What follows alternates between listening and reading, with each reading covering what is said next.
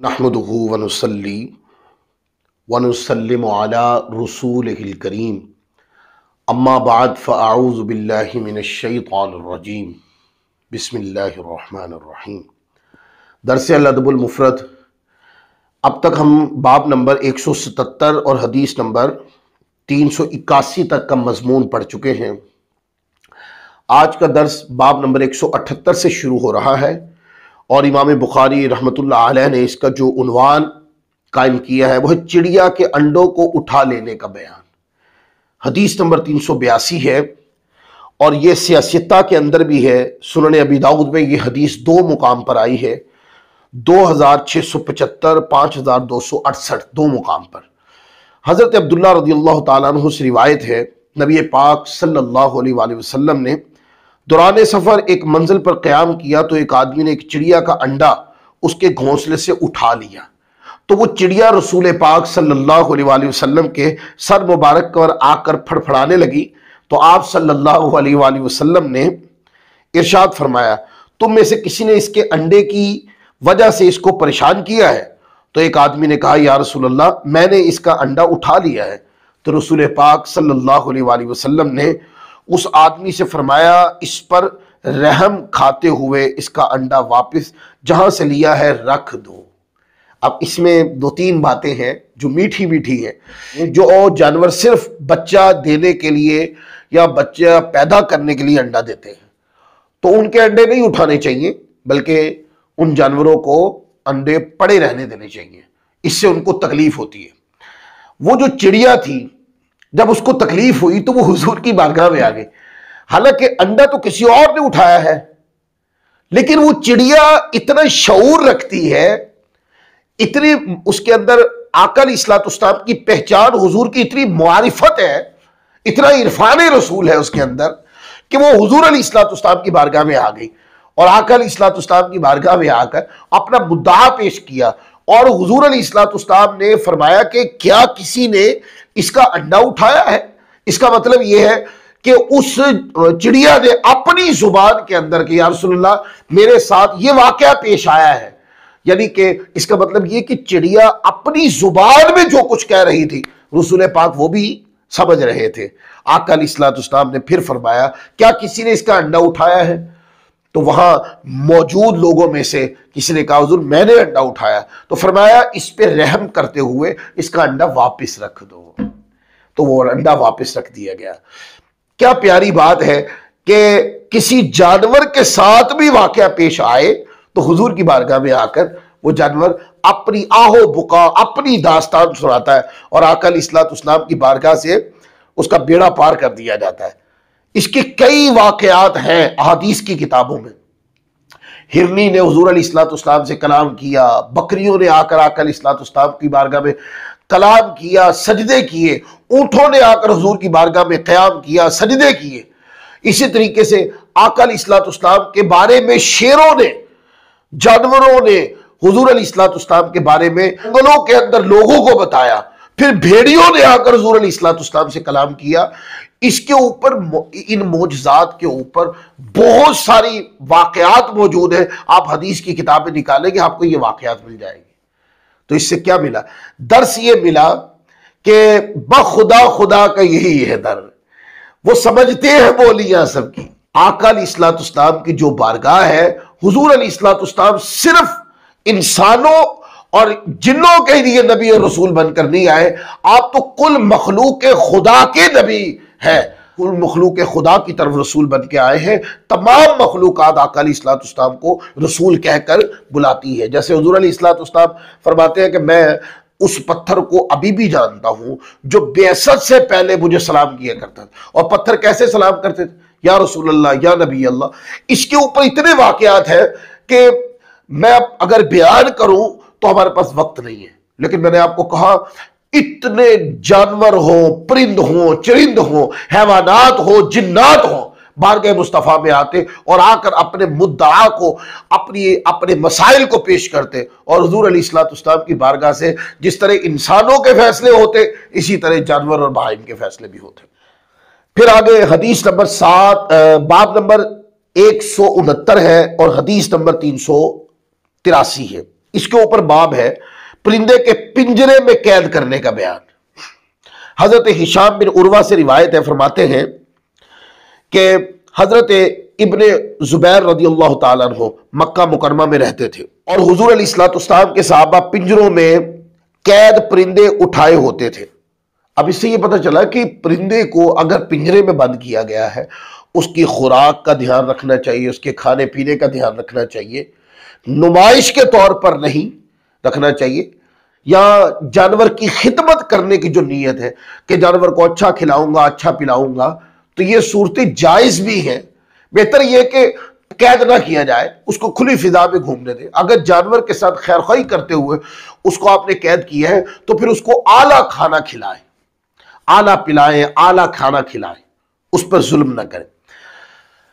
آگے حدیث نمبر 384 ہے، اور یہ روایت صحیح بخاری حدیث نمبر 6129 ہے، 6230 ہے، پھر یہ مسلم شریف میں 659 پہ یہ روایت موجود ہے، سنن ترمذی میں یہ روایت 1989 پہ ہے، اور سنن ابن ماجہ حدیث نمبر 3720 کے اوپر یہ روایت موجود ہے۔ انس ابن مالک رضی اللہ تعالیٰ عنہ سے روایت ہے، فرماتے ہیں کہ نبی کریم رؤوف الرحیم صلی اللہ علیہ وآلہ وسلم گھر میں داخل ہوئے تو آپ نے حضرت ابو طلحہ رضی اللہ تعالیٰ عنہ کے بیٹے کو دیکھا، جس کو ابو عمیر کہا جاتا تھا۔ اس کا ایک بلبل نامی پرندہ تھا جس سے وہ کھیلتا تھا، تو آقا علیہ السلام نے اس سے فرمایا جب اس کا وہ بلبل مر گیا، اے ابو عمیر تیرے بلبل نے کیا کیا؟ جب فرمایا کہاں گیا؟ ایک تو یہ پیار اور لاڈ کی بات بھی تھی، اور دوسرا حضور علیہ السلام کی موجودگی کے اندر ایسے پرندوں کو بطور خیر خواہی کے طور پر رکھا جاتا تھا، پنجروں میں بند بھی کیا جاتا تھا۔ تو ایسا حضور علیہ السلام کے دور میں ہوتا تھا، یعنی جانور کو آقا علیہ السلام کے سامنے پنجرے میں بند کیا جاتا تھا، اس سے خیر خواہی کے طور پہ کیا جاتا تھا سارا عمل۔ آقا علیہ السلام نے اس سے منع نہیں کیا۔ بس ایک بات ذہن میں رہنی چاہیے کہ جانور کے اوپر ظلم نہیں ہونا چاہیے، جانور کو تکلیف نہیں دینی چاہیے، جانور کے اوپر کسی قسم کی کوئی پریشانی مسلط نہیں کرنی چاہیے۔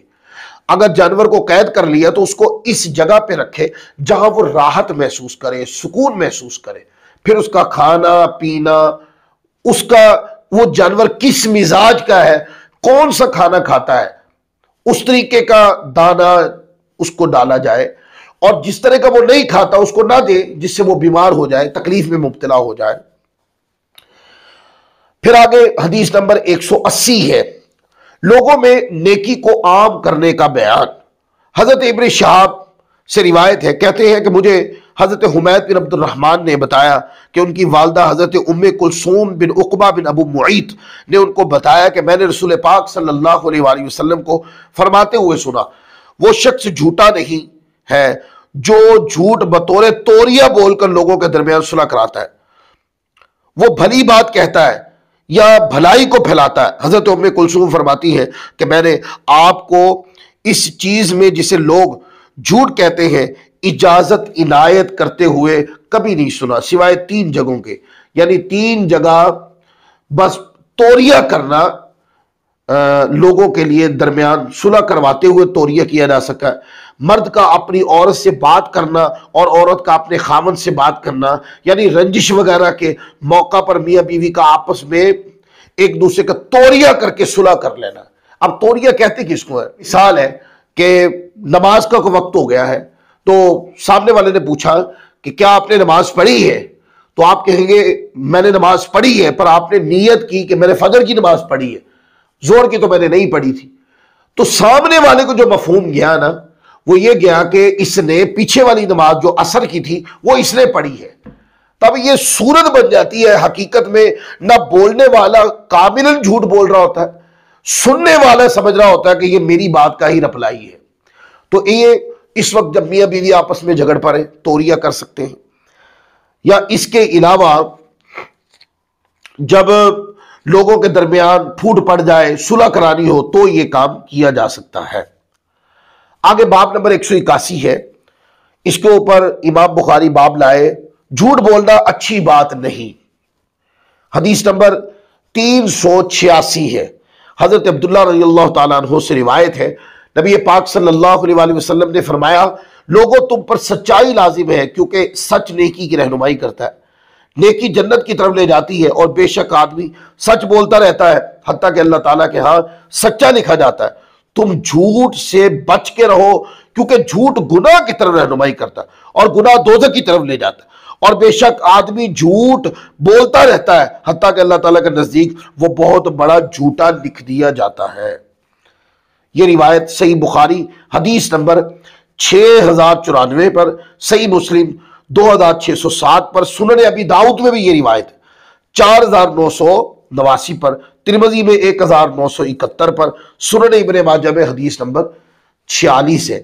اس کے اندر آقا علیہ الصلوۃ والسلام نے خاص اس طرح رہنمائی کی کہ اپنی عادت کو سچ بولنے پر پختہ کرنا چاہیے، سچ کی پریکٹس کرنی چاہیے۔ سچ ایک ایسا رستہ ہے دوستو کہ جب بندہ سچ بول رہا ہوتا ہے تو اس وقت شیطان زور لگاتا ہے، وہ اس بندے کے سامنے جھوٹ کا رستہ آسان بنا بنا کے بتاتا ہے، اور سچ کے رستے کو شیطان مشکل بناتا ہے، تاکہ سچ بولنے والا جو بندہ ہے وہ سچائی کا رستہ چھوڑ دے اور جھوٹ کے رستے پہ آ جائے۔ تو شیطان پوری کوشش کرتا، آپ آسمان کا دیکھ لیں کہ جھوٹ بول کر شارٹ کٹ کام نکلوا لیں گے آپ، جبکہ سچ بول کر کام تھوڑا مشکل سے ہوتا ہے۔ یہ کیا ہوتا ہے؟ یہ صورت شیطان بنا دیتا ہے تاکہ کوئی بندہ سچ کے رستے پر نہ آئے۔ سچائی کا رستہ حضور فرماتے نیکی کا رستہ، نیکی کی دائمیت کا رستہ، کاملاً دائمی طور پہ جو بندہ سچ بولتا رہتا ہے، سچ کی پریکٹس کرتا رہتا ہے، رضائے ربی کے لیے جھوٹ بولنے کو دل بھی کرے، رستہ بھی آسان ہو، پر وہ جھوٹ کا رستہ اختیار نہیں کرتا، وہ سچ کے اوپر اپنے آپ کو تکلیف میں مبتلا ہوتا ہے پر سچ کا رستہ ترک نہیں کرتا، حتیٰ کہ حضور فرماتے وہ سچوں میں لکھ دیا جاتا ہے اور سچوں کے لیے جنت ہے۔ اور جو جھوٹ بولتا ہے، جو سمجھتا ہے کہ جھوٹ بول کے شارٹ کٹ کام نکلوا لیا جائے گا، حتیٰ کہ وہ جھوٹ بولتا رہتا ہے، گناہ کرتا رہتا ہے، جھوٹ بولتا رہتا ہے، گناہ کرتا رہتا ہے، حتیٰ کہ وہ جھوٹوں میں لکھ دیا جاتا ہے۔ اور قرآن پاک کیا فرماتا ہے؟ لعنت اللہ علی الکاذبین، جھوٹ بولنے والوں پر اللہ کی لعنت ہے، اللہ کی لعنت ہے جھوٹ بولنے والوں۔ حتیٰ کہ جھوٹ بول بول کر وہ اپنے آپ کو کذابین کے اندر وہ لکھ دیا جاتا ہے، اور جھوٹ بولنے والوں کا رستہ دوزخ کا رستہ ہے، حتیٰ کہ وہ جنت سے دور کر دیے جاتے ہیں۔ تو دوستو، سچائی کے راستے کو اپنانا چاہیے۔ اسلام وہ دین ہے جس نے کاملاً سچائی کے راستے کو اپنانے کی بات کی ہے۔ تکلیف آئے، جتنی بھی آئے تکلیف، اس کو برداشت کرے اور سچائی کے راستے کو ترک نہ کرے۔ سچائی کا راستہ وقتی طور تلخ ہے، لیکن اس کا رزلٹ دائمی طور پر اچھا ہے، اور جھوٹ کا راستہ وقتی طور آسان ہے پر اس کا جو کامل رزلٹ ہے وہ غلط ہے، تکلیف میں مبتلا کر دے گا آپ کو۔ لہذا اپنی طبیعت میں سچائی سچائی سچائی، جھوٹ سے دوری دوری دوری ہی ہونی چاہیے۔ جو آج کا درس حدیث نمبر 386 کے اوپر میں اختتام کر رہا ہوں، انشاءاللہ اگلے درس کے ساتھ پھر حاضر ہوں گے۔ اللہ تعالی ہم سب کو عمل کی توفیق عطا فرمائے۔ وما علینا الا البلاغ المبین۔